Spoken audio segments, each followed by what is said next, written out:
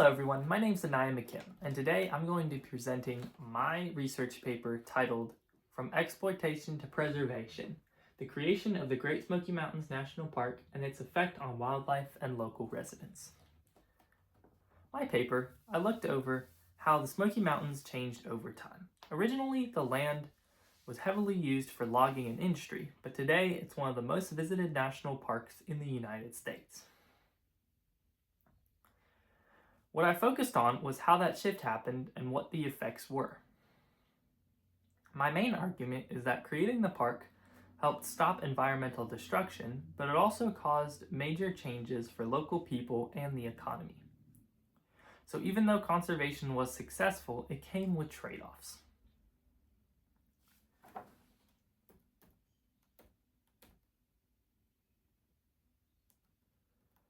The first section of my paper is titled Environmental Destruction and the Push for Preservation.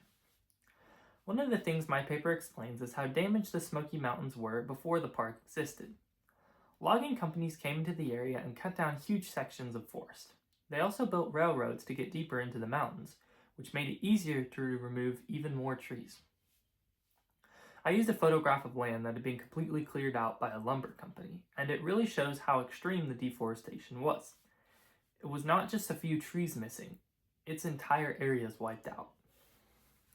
I also included a photo of logging operations, which shows how active and widespread the industry was. These sources helped me show that the damage wasn't minor, it was large scale and ongoing. Then I used a scientific source to explain why this damage mattered. It showed that the Smoky Mountains ecosystem is very sensitive, so once the land was disturbed, it affected soil, water, and wildlife for a long time. What's important is that my paper doesn't just stop at the damage. I explain how people started reacting to it, and over time people realized that if nothing changed, the natural environment would be permanently destroyed. I talk about Horace Keppert, who helped bring attention to the region. He wrote about how both beautiful the Smoky Mountains were and how they were being damaged. That combination helped convince people that the land was worth saving. Eventually, all of this led to the creation of the park in the 1930s, when the government stepped in and made it a protected area.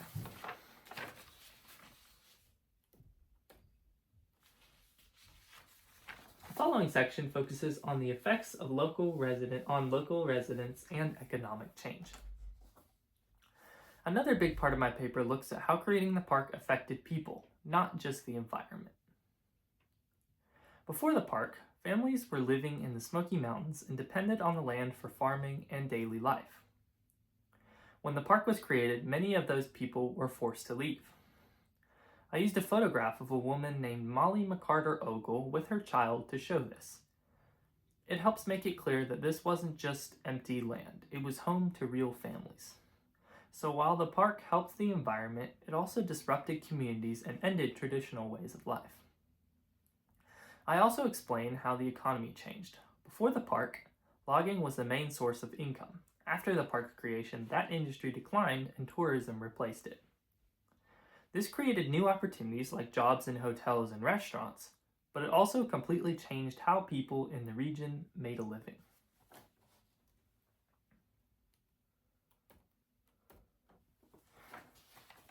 The next section focuses on wildlife impact. My paper also talks about how wildlife and ecosystems were affected. Before the park, logging destroyed habitats, which caused wildlife populations to decrease. But after the land became protected, forests started to grow back and habitats were restored.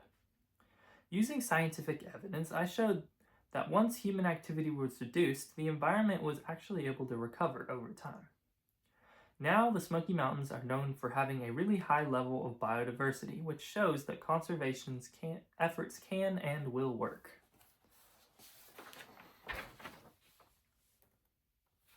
Next, I talk about tourism to the park today. So I looked at tourism today and how it affects the park. The Smoky Mountains now get over 12 million visitors every year, which makes it the most visited national park in the country. That shows how successful the park has become in attracting people. Tourism brings a lot of economic benefits, like jobs and money for local businesses, but it also creates new problems. For example, too many visitors can cause overcrowding, pollution, and damage to natural areas. So even though the environment is protected, it still faces pressure from human activity. I also included a study that shows tourism doesn't affect everyone equally. Some groups, especially Black visitors, are underrepresented in the park.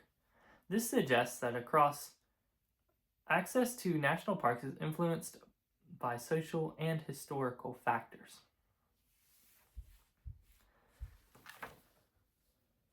And the last major section of my paper talks about national significance of the park.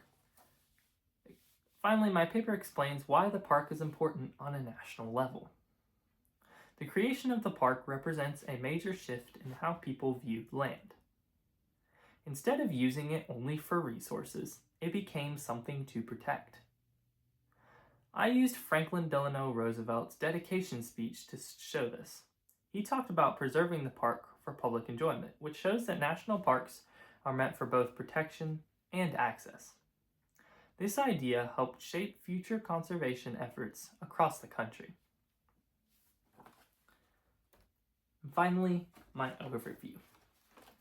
Overall, my paper shows that the creation of the Great Smoky Mountains National Park had both positive and negative effects. It successfully protected the environment and allowed ecosystems to recover, but it also displaced countless local communities and changed the economy forever. Today, the park is a major success in terms of conservation and tourism, but it also shows that these kinds of decisions can be complicated. In the end, conservation isn't just about protecting nature. It's also about understanding how those decisions affect people. Thank you all for listening.